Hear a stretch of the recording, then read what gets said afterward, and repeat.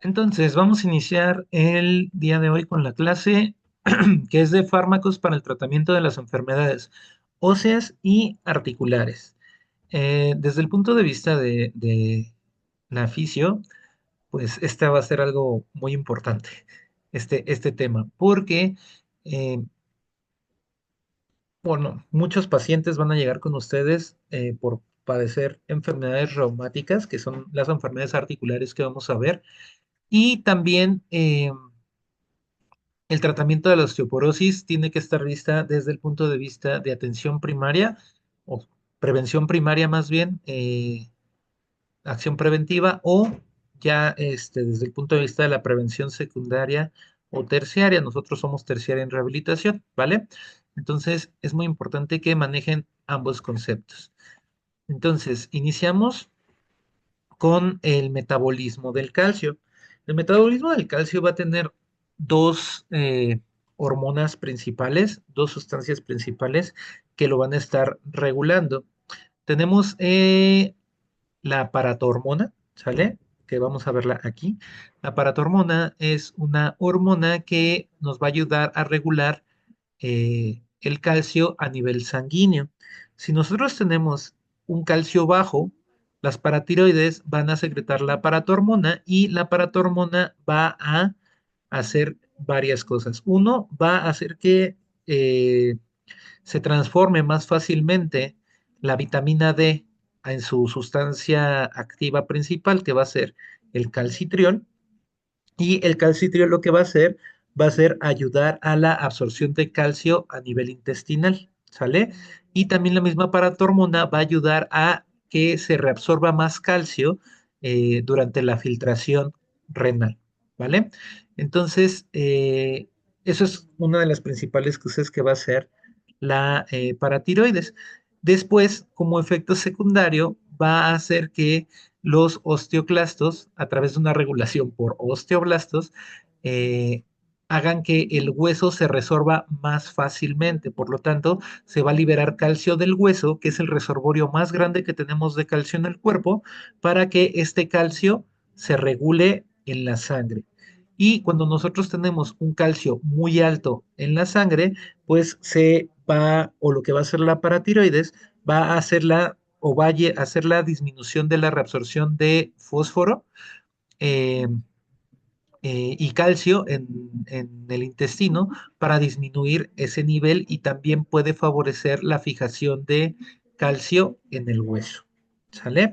Entonces esos son los dos mecanismos. La paratormona va a actuar tanto si tenemos el calcio alto en sangre, o sea, una hipercalcemia o una hipocalcemia. Ahora, ya hablando específicamente de la farmacología, vamos a tener dos tipos de tratamientos para la osteoporosis o también podría utilizarse para la osteopenia. Tenemos los agentes antirresortivos que lo que van a hacer es evitar que los osteoclastos reabsorban el calcio del hueso y pues que se contribuya a esta disminución de la densidad ósea. Los principales que vamos a tener y que son de mucha importancia para todos los profesionales de la salud van a ser la vitamina D y el calcio, que estos deben de utilizarse como fármacos de primera línea, ya sea tanto para prevención como para tratamiento de osteopenia específicamente. También tenemos los bisfosfonatos, que son unos fármacos que nos van a ayudar muchísimo para el tratamiento de la osteoporosis, y los fármacos más representativos pues son el alendronato y risendronato.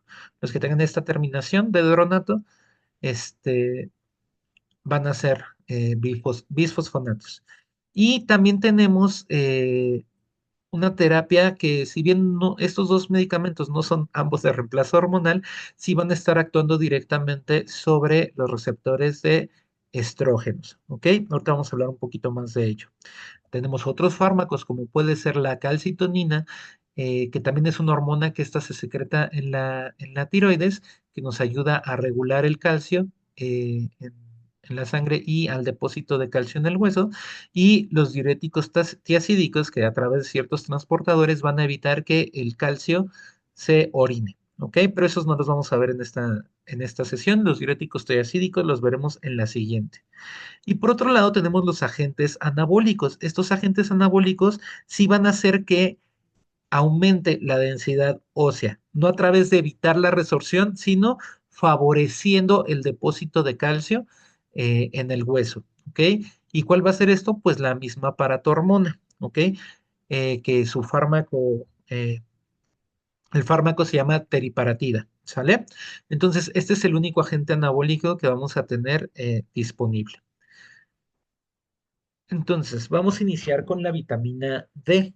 La vitamina D se puede obtener de dos fuentes. Una se puede obtener a través de la alimentación, o sea que es una vitamina D dietética o ingerida.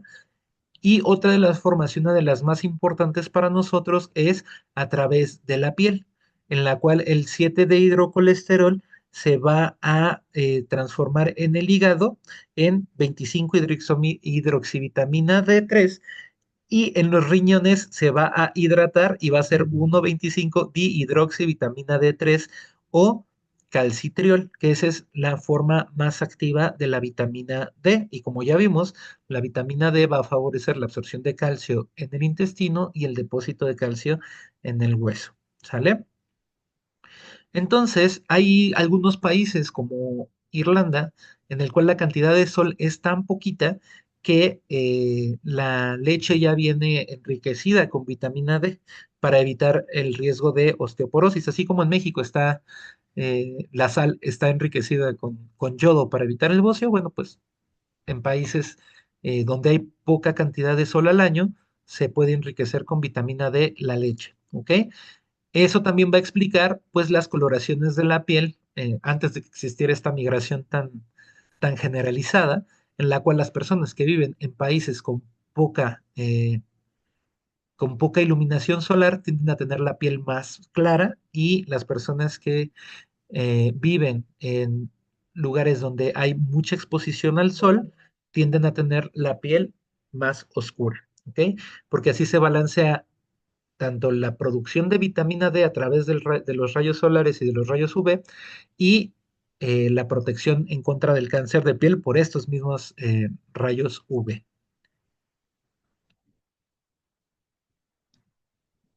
Entonces, ¿qué es lo que se va a administrar como fármaco? Tenemos la vitamina D que se puede administrar en forma de colecalciferol, que sería la vitamina D3, o el calcitriol, que sería la 1,25 dihidroxivitamina D3, ¿sale? Teniendo en cuenta que el calcitriol pues es la forma más activa. El calcio, vamos a tener nosotros un requerimiento de alrededor de 1 gramo al día, ¿sale? Y en personas posmenopáusicas de 1,25 a 1,5 gramos, ¿sale? La ingesta de calcio tiene que ser mayor, perdón, en las personas posmenopáusicas porque los estrógenos tienen un efecto protector sobre la densidad ósea, o sea, evitan que se reabsorba tanto hueso. Una vez en la menopausia en la que se pierde este efecto protector de los estrógenos, se va a tender a disminuir la densidad ósea, por eso necesitan niveles mayores de calcio. Y como ya vimos en el diagrama, a mayor nivel de calcio en la sangre, pues mayor depósito de calcio en el hueso. Entonces, ¿cuál va a ser la principal fuente de calcio de, eh, de los mexicanos? Es la tortilla, ¿sale? Entonces, por el proceso de nixtamalización, la tortilla va a tener altos niveles de calcio. Em, Ahora, ¿qué es lo que va a hacer el calcio? Pues es un inhibidor del remodelado óseo, de la resorción de calcio. Como les mencionaba, cuando tenemos altos niveles de calcio en sangre, pues se va a favorecer el depósito del calcio en el hueso. Y también cuando tenemos mucho calcio, se inhibe la acción resortiva de la paratormona, que también vimos en la primera diapositiva. Ahora, los requerimientos de vitamina D van a ser de 600 a 800 unidades internacionales diarias. Y lo que hace la vitamina D es aumentar la absorción intestinal de calcio, aumentar la resorción renal de calcio y disminución de la síntesis y secreción de la paratormona. Las fuentes principales de obtención de vitamina D pues van a ser igual los lácteos, el huevo, los champiñones, los pescados. ¿sale? ¿Cuáles van a ser los efectos adversos de esta hipercalcemia? Que no es una hipercalcemia clínica, sino de este aumento de los niveles de calcio en la sangre. Uno, que todo el exceso de calcio se va a, uno, depositar en el hueso y dos, orinarse, ¿sale? Entonces, como se está orinando este exceso de calcio, se pueden producir litos renales. Entonces, la suplementación de calcio no es inocua, ¿ok? Sí tiene efectos adversos, pero también ya si tenemos una exageración en los niveles de calcio en la sangre, se puede producir debilidad muscular, arritmias cardíacas, dolor abdominal y dolor óseo. Entonces hay que saber dosificar adecuadamente esto que se toma como un suplemento alimenticio, pero como tiene una acción biológica, sigue siendo fármaco, tanto el calcio como la vitamina D. En segundo lugar, tenemos los bisfosfonatos, que es una piedra angular para el tratamiento de la osteoporosis. Si vemos que la vitamina D y el calcio van a ser útiles para el tratamiento de la osteopenia, que sería la fase anterior a la osteoporosis, eh, o la osteoporosis muy leve de recién inicio, los bisfosfonatos ya se van a estar utilizando para el tratamiento de la osteoporosis en forma, ¿ok? ¿Y qué es lo que hacen estos fármacos? Van a inhibir directamente la resorción ósea, como uniéndose a la matriz ósea mineral, que en el momento en que el osteoclasto la está resorbiendo, digamos como ingiriendo, como que se le está comiendo, los inhibe y provocan la apoptosis del osteoclasto. ¿Sale? Al producir la apoptosis de la apoptosis de los osteoclastos, pues se va a disminuir directamente la resorción, porque estas son las células que resorben, perdón, el hueso. Aquí tenemos que tener algunas indicaciones muy específicas porque tienen un riesgo de esofagitis muy alto los bisfosfonatos y también se inactivan muy fácilmente con los alimentos, además de que se absorben más fácilmente en un medio ácido. Entonces, ¿cuáles son estas indicaciones que se tiene que tomar en ayunas después de alrededor de 6 a 8 horas de ayunas y 30 minutos antes de ingerir alimentos? ¿Ok? Además de que no deben de recostarse después de la toma los pacientes porque el fármaco se podría no llegar al estómago o podría regresar al esófago y podría producir esofagitis. Se tiene que tomar con abundante agua para evitar esta complicación. Está demostrado que los bisfosfonatos ayudan a prevenir las fracturas de cadera y de columna, que son los sitios, si recuerdan en su lección, donde se mide la densidad ósea en las densitometrías, ¿sale?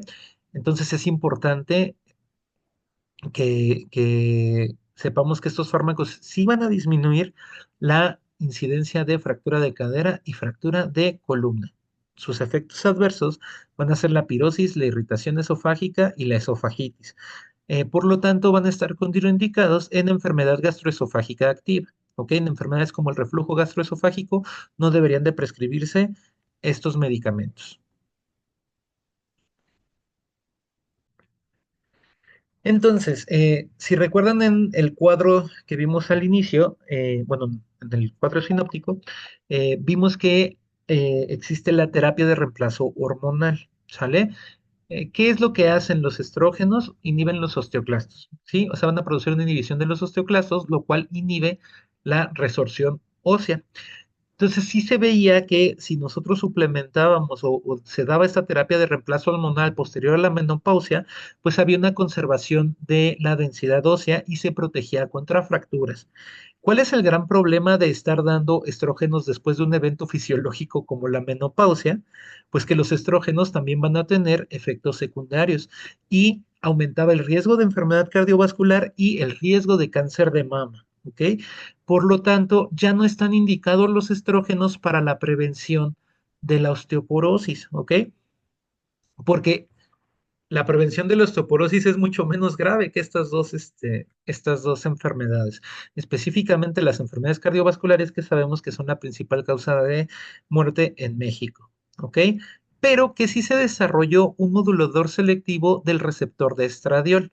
Aquí es lo importante que, como es un modulador selectivo de este receptor, pues solamente se va a unir y va a tener actividad biológica en ciertos receptores, específicamente en el hueso y en el hígado.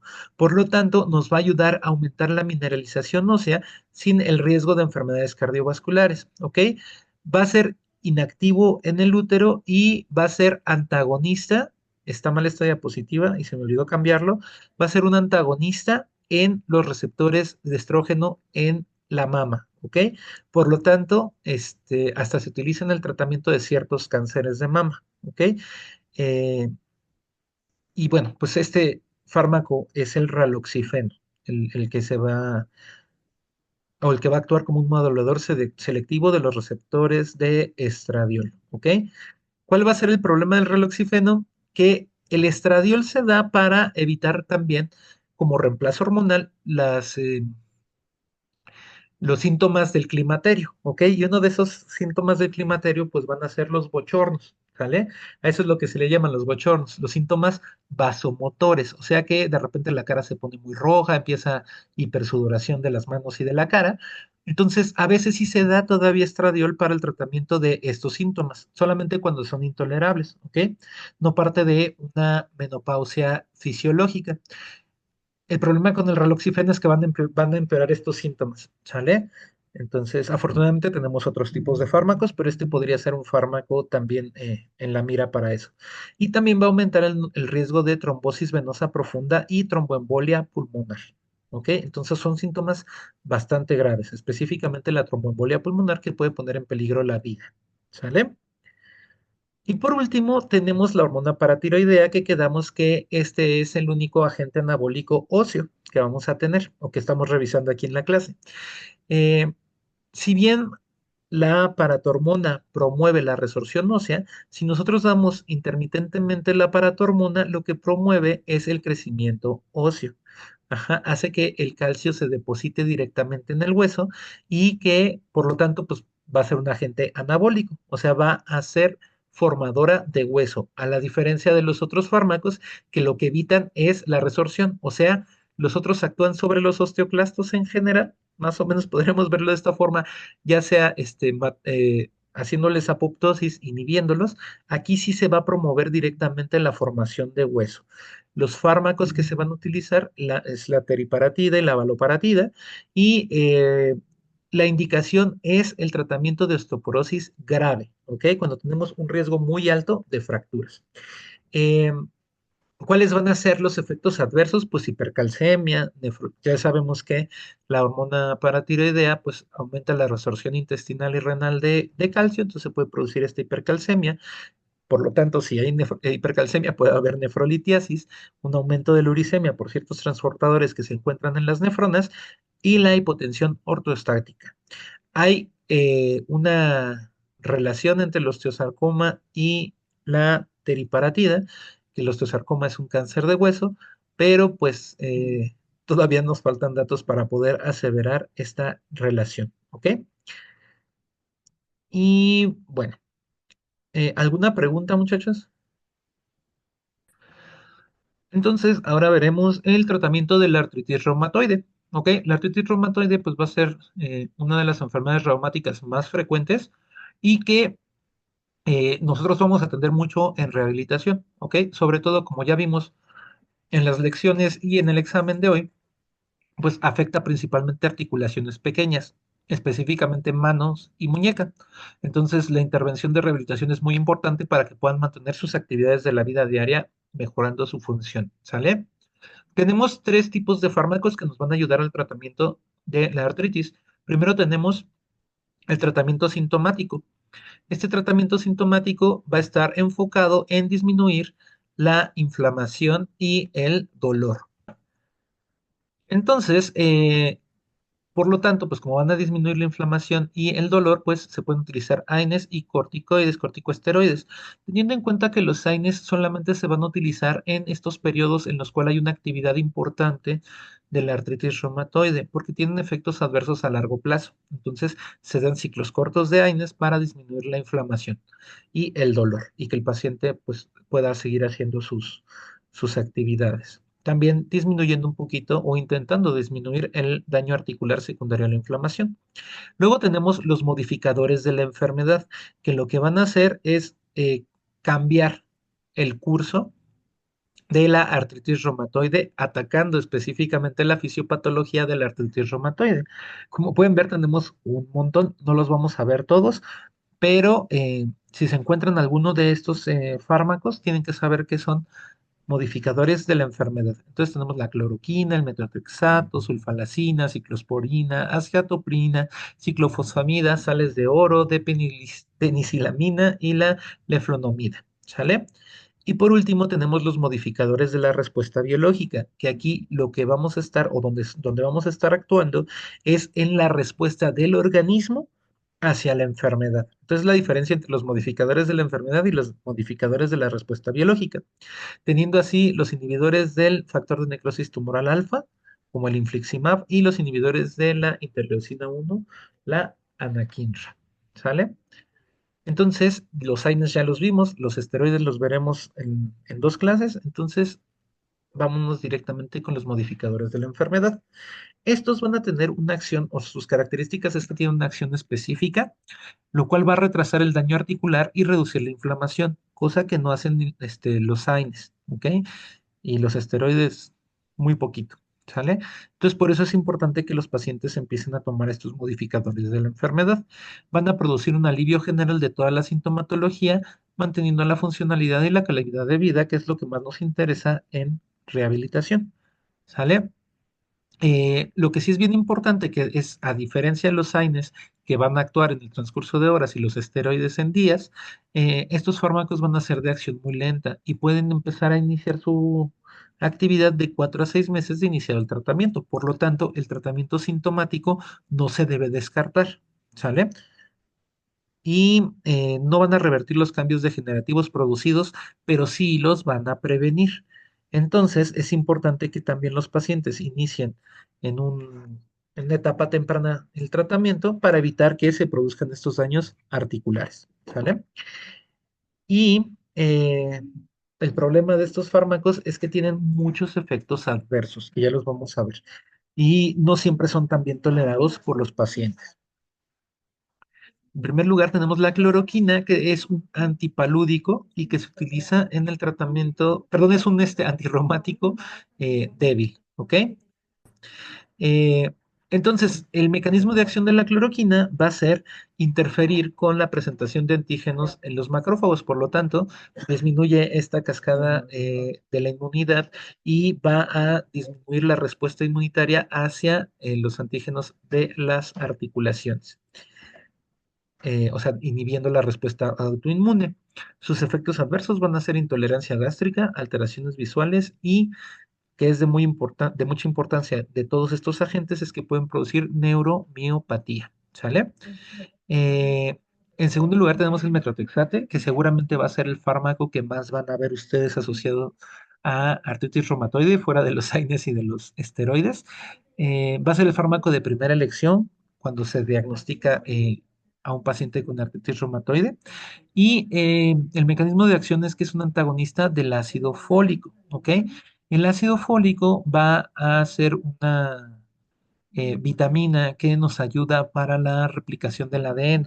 Entonces, lo que hace este antagonista va a hacer disminuir la población de linfocitos T, lo cual hace una disminución de la proliferación de fibroblastos en la articulación, lo cual disminuye los síntomas articulares. Sus efectos adversos son hepatotoxicidad, náuseas, úlceras bucales, alopecia, neumonitis y otra vez neuromiopatía. ¿Sale? Y por último tenemos la sulfalacina, que es un inhibidor del ácido fólico débil y que aquí también nos va a ayudar inhibiendo la lipoxigenasa en los neutrófilos y la producción de leucotrienos. ¿Se acuerdan cuando vimos hoy mismo esta, la cascada del ácido araquidónico?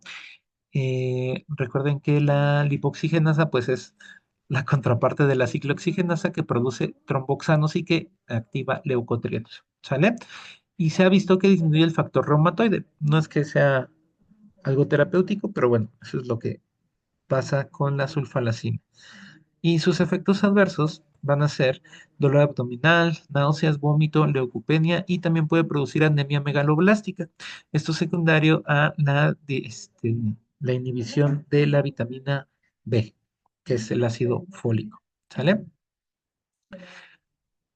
Y por último, tenemos los modificadores de la respuesta biológica. Quedamos que tenemos el infliximab, que es un inhibidor del factor de necrosis tumoral alfa y va a disminuir la progresión de la enfermedad, la inflamación y el daño articular. ¿Ok?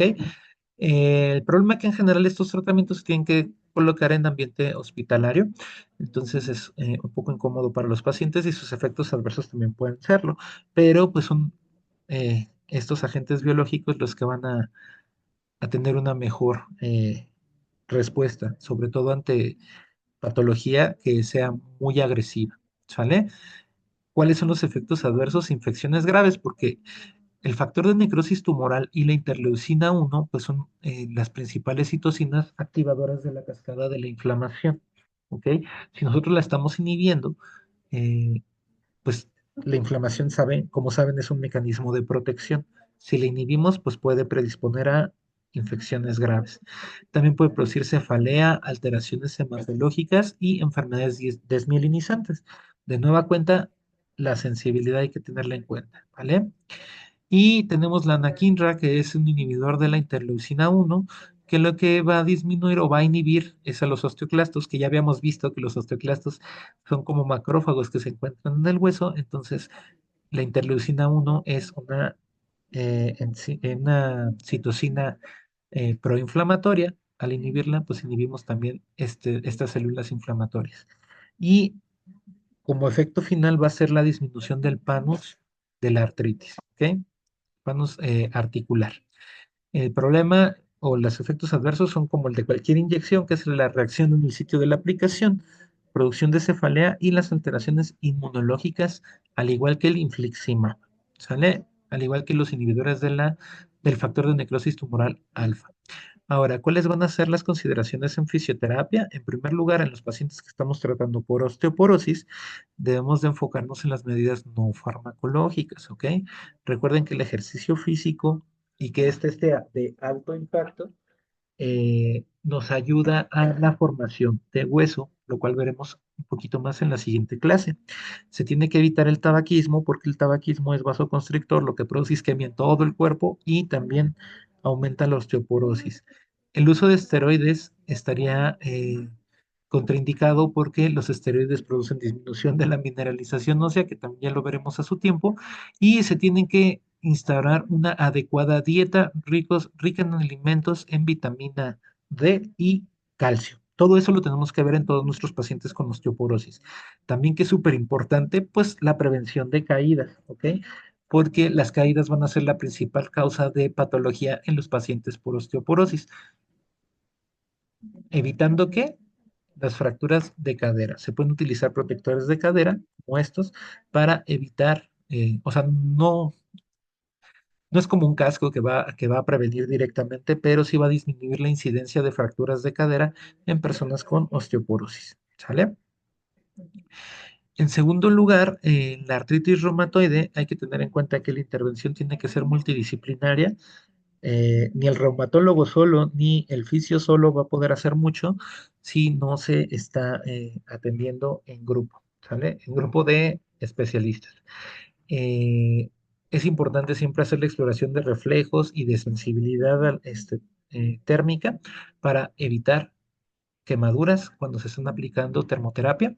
Y lo más importante desde el punto de vista de rehabilitación, pues son las medidas de higiene articular que van a disminuir la progresión y sobre todo las deformidades eh, en las articulaciones chiquitas, como las manos y la muñeca. Aquí les dejo algunas medidas de higiene articular, como podría ser, en vez de utilizar los cubiertos con 2 dedos o con 3 dedos, se puede utilizar con el puño entero o aumentando el grosor del mango del cubierto para que podamos utilizar más articulaciones en vez de menos articulaciones. El uso del teclado y del mouse siempre tiene que estar en el mismo eje que el tercer dedo, evitando estas deformidades al momento de escribir, ¿sale? Y el mouse, pues igual, al mismo tiempo tiene que estar siempre recto. Por eso, si ustedes ponen un colchón de gel abajo de su muñeca, al igual que con el mousepad, por ejemplo, lo podremos ver aquí.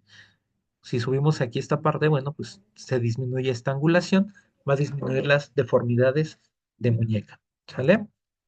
Y por último, tenemos la artrosis, que si bien no vimos ni un solo fármaco para el tratamiento de la artrosis, es porque todavía no hay evidencia suficiente de que haya algún fármaco que nos ayude para eso. Puede haber un poco de disminución sintomática si se inyectan esteroides intraarticulares, lo cual yo estoy completamente en contra, porque puede tener alteraciones articulares bastante importantes.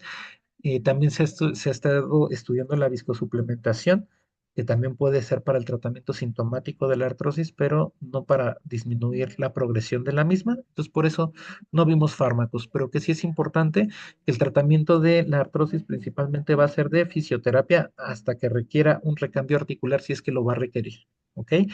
El tratamiento analgésico post-inyección intraarticular también va a ser de importancia para ustedes porque las inyecciones intraarticulares son bastante dolorosas y a veces los mandan a terapia solamente para disminuir el dolor provocado por esa misma inyección. Entonces, pueden visualizar la importancia de este tipo de intervención. Y de nueva cuenta, pues la higiene articular es de suma importancia. La artrosis que más frecuente van a ver va a ser la de rodilla, pero la de cadera también es importante. Entonces, recordar que para la higiene de rodilla es evitar que este ángulo sea demasiado cerrado, ¿sale?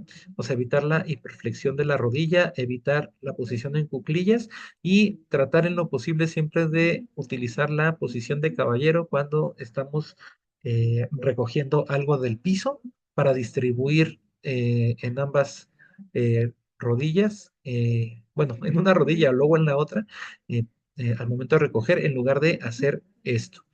Porque recuerden que si estamos protegiendo la columna, estamos lesionando la rodilla. Entonces tenemos que ver cuál es la articulación dañada para intentar protegerla lo mejor posible. ¿Sale? Y bueno, terminamos esta clase hoy. Es muchísimo más tranquila que las anteriores. Entonces damos lugar a las dudas.